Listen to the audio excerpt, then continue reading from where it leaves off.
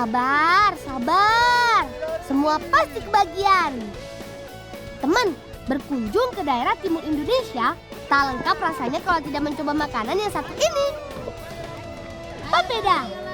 Yup, makanan khas yang terbuat dari olahan sagu ini mempunyai tekstur yang unik, yaitu kenyal dan lengket seperti lem. Karena sifatnya yang lengket, kita membutuhkan alat dan cara khusus untuk mengambilnya, yaitu sepasang sumpit yang kami sebut dengan gata-gata.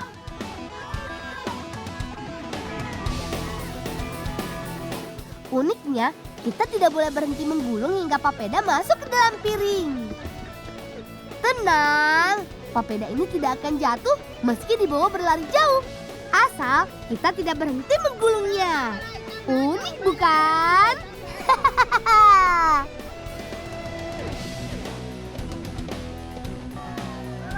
Siapa yang mau colo-colo?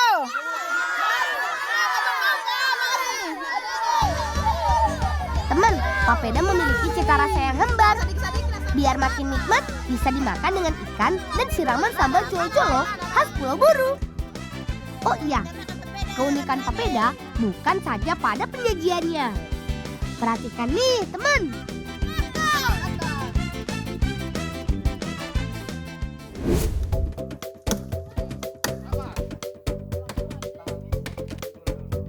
Ayo, semua siap dorong.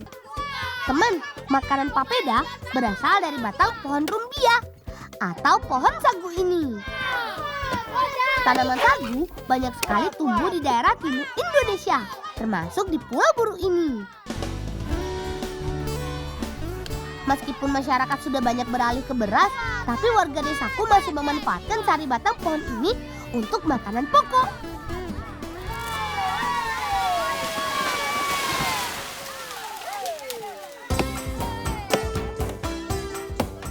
Giliran paman memotong dan membelah batang sagunya menjadi 2 bagian.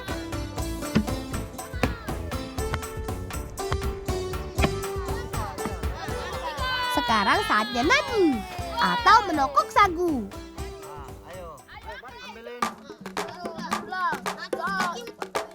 Eits, jangan lupa cuci kaki supaya serat sagunya tidak kotor. Untuk mengambil serat sagu ini menggunakan alat khusus yang terbuat dari bambu.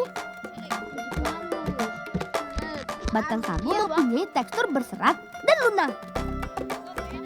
Bagian inilah yang mengandung banyak tepung sagu.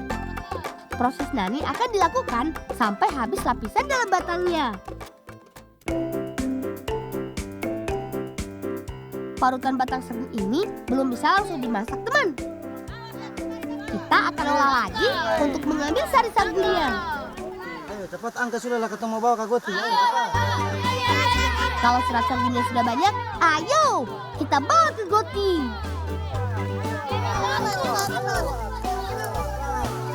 Teman, serat sagu ini harus kita bawa ke tempat pengolahan selanjutnya. Ayo, dorong!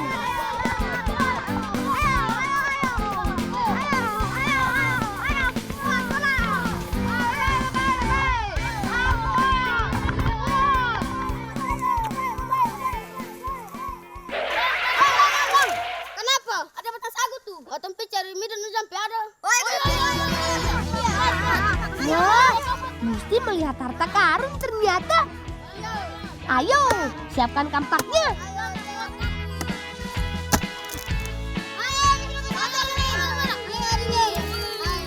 Nah, ini dia harta karun yang kami cari. Ulat sagu. Ulat ini hidup di sisa batang sagu yang telah diolah dan membusuk setelah lebih dari 6 bulan ditebang. Ayo, bantu aku mengambil ulat sagunya.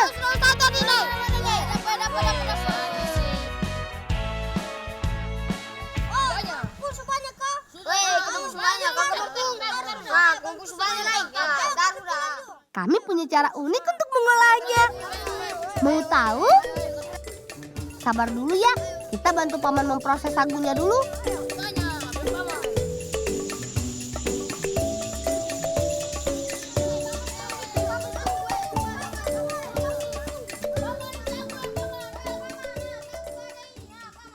bolang. Kenapa sih lama pas kali ini bolang? Tadi di jalan itu banyak akar tadi. Bawa kabu, mari bantu bola bawa kabu. Ayo cepat. Ayo. Sekarang saatnya bantu paman perasari sagunya. Prosesnya mudah sekali. Pertama, masukkan serat sagu ke dalam wadah saringan goti. Masuk air di dalam. Ayo cepat sudah Gusti. Kemudian siram serat sagu menggunakan air bersih.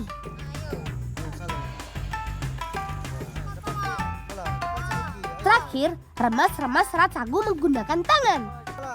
Tujuannya supaya sari tepung yang ada di dalam serat sagu keluar. Teman, alat pemeras sagu ini namanya goti. Goti sederhana terbuat dari pelepah batang sagu yang disusun sedemikian rupa. Jaring kelambu berguna sebagai alat penyaring sari sagu supaya ampasnya tidak ikut masuk. Nah, proses pemerasan sari sagu membutuhkan air yang banyak. Jadi, kita harus membuat goti sedekat mungkin dengan sumber air bersih. Ayo, peras yang kuat.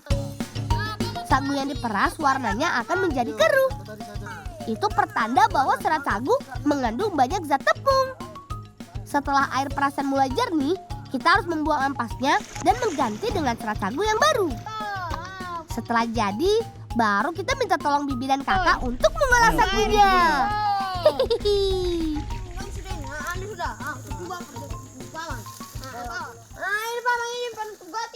Nah, kalau sudah selesai, kita tutup goti ini dan diamkan selama 2-4 hari untuk mengendapkan sari sagunya.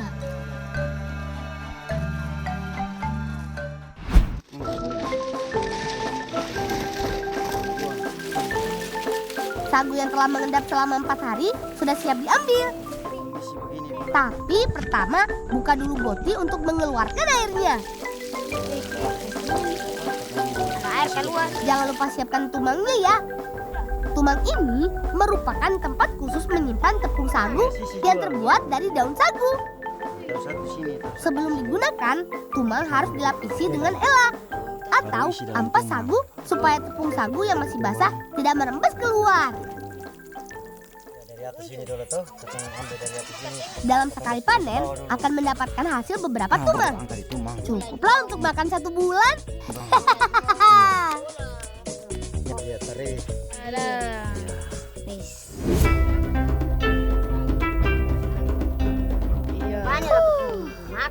Seharian mengolah sagu cukup menguras tenaga kami.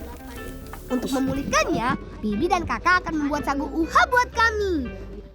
Sagu uha merupakan makanan khas Pulau Buru, terbuat dari tepung sagu, parutan kelapa, dan ulat sagu sebagai isiannya. Penasaran kan? Nah, pertama kita saring dulu tepung sagu yang baru diambil dari tumang.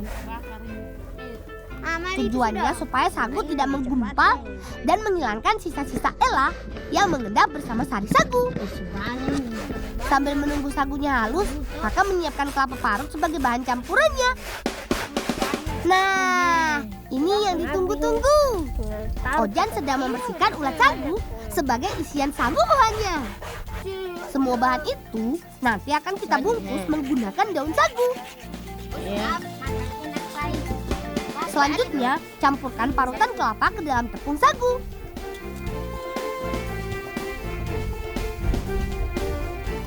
Aduk-aduk kedua bahan sampai tercampur rata dan tidak menggumpal.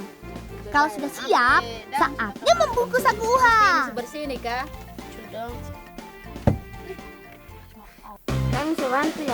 Selanjutnya, masukkan campuran tepung sagu dan parutan kelapa ke dalam wadah daun hingga merata. Kemudian tambahkan ulat sagu sebagai isiannya.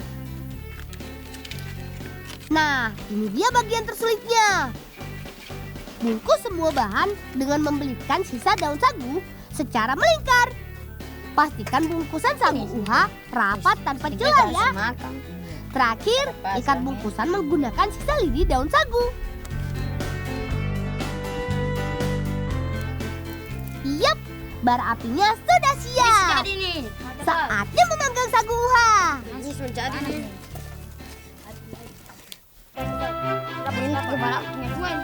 Tinggal hati. Buka yuk. Setelah daun berubah warna menjadi kecoklatan, jangan lupa dibalik ya. supaya sagu uhanya matang sempurna. Proses pemanggangan biasanya memakan waktu 30 menit hingga sagunya masak. Yeay, sudah matang. Nah, itu sudah. Oh, sudah sih. Saatnya makan.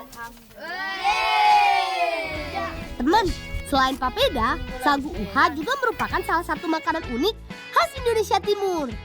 Makanan ini paling pas dimakan saat masih hangat. Sisi luarnya akan terasa kering renyah, sementara di dalamnya empuk dan gurih. Sagu merupakan sumber karbohidrat yang sehat. Karena makanan ini rendah kolesterol dan lemak. Selain itu, isian ulat sagu juga merupakan sumber protein yang sangat tinggi.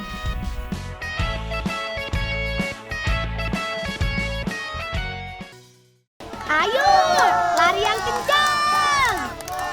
Teman, kali ini kami bermain tutup bambu. Permainan seru ini sebenarnya cukup mudah kok. Cara bermainnya, tim harus menutup lubang-lubang pada bambu dengan menggunakan tangan dan mengisinya dengan air.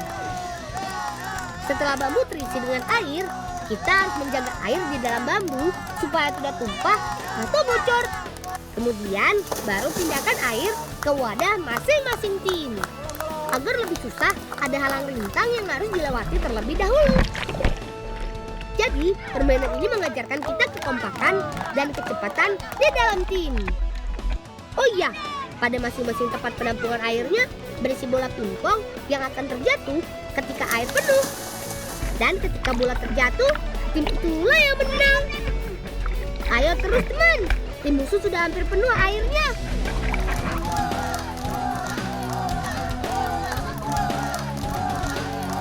Dan hore! Bolanya jatuh. Tandanya kita menang. Dayang Ratna meminta kami untuk mengambil bebek di kandang. Kakak bilang mau kasih hidangan lezat untuk kami. Hanya saja lokasi kandangnya cukup jauh. Jadi kami harus menyeberangi sungai ini. Wah, bebeknya terlepas. Ayo teman-teman, tangkap bebeknya. Jangan sampai pergi jauh. Cukup susah mengejar bebek di air karena kaki bebek ada selaputnya. Makanya mereka bisa berenang dengan cepat. Kita harus lebih pintar nih daripada bebek. Jadi kita harus menggunakan strategi menggiring dan mengepung dari berbagai sisi. Untung ada bantuan kalian. Kalau tidak ada kalian, pasti aku tidak akan bisa menangkap bebek ini. Terima kasih ya teman-teman. Ini dia tempat kesukaanku bermain, air terjun Cabang Cuy. Tapi kali ini aku bukan mau berenang teman, tetapi mau memasak bebek guling. Hehehe. Loh, kok masak bebek guling di sungai? Eits, tunggu dulu. Nanti pasti kalian tahu jawabannya. Olah bahan-bahannya dulu ya. Bawang merah dan bawang putihnya dipotong tipis-tipis. Tambahkan garam dan merica ya.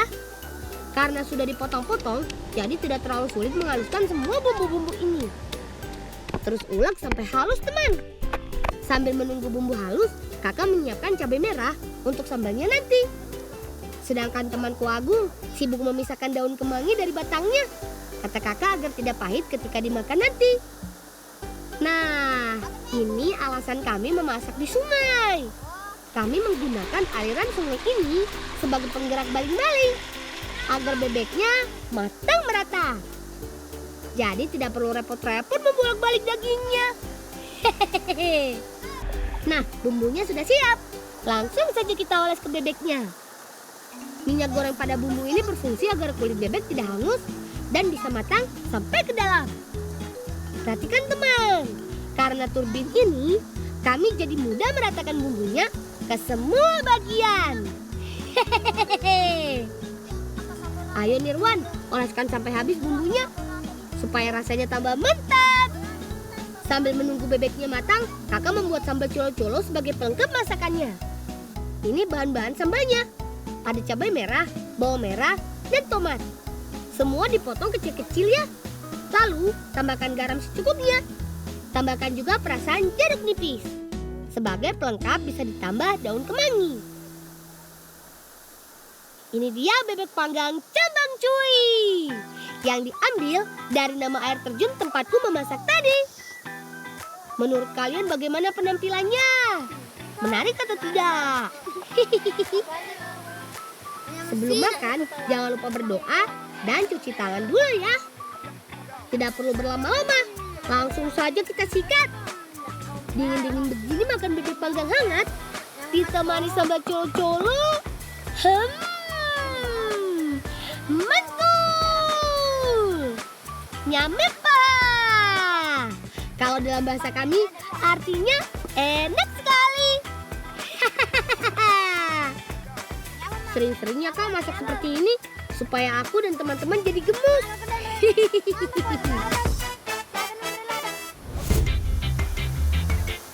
Awas, hati-hati melangkah. Bebatuan dan jalan di sini cukup licin. Nah, sepertinya di sini lokasi yang pas untuk membuat jebakan ikan. Ayo, bantu aku kumpulkan batang dan ranting pohonnya. Nirwan, Aang, kalian susun batu ya, agar menjadi bendungan kecil. Bendungan ini nantinya akan ditutup dedaunan. Nantinya ketika air turun atau surut, ikan akan terjebak di kubangan buatan kami tadi. Nah, di daerah kami jebakan seperti ini dinamakan rompong. Jebakan ikan seperti ini hanya cocok di aliran sungai yang tidak terlalu deras.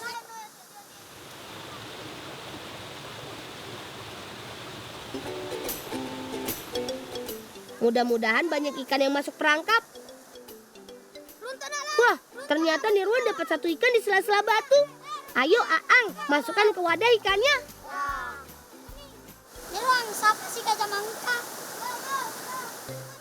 Semoga di balik ranting-ranting pohon ini ada banyak ikan juga. Ayo, coba kita buka.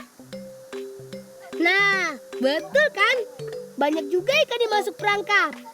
Ayo gunakan jari ini agar ikan tidak terlepas. Nah, ikan nila ini kalau di daerahku bernama balai jabire.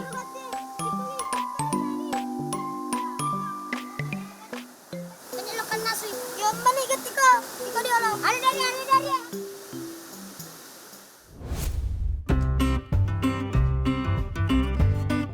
Rupanya kami sudah menyiapkan bahan-bahannya nih. Kakak melumatkan buah asam sambil diberi tambahan air sampai encer. Sedangkan Aang dan Agung sibuk menyiapkan apinya.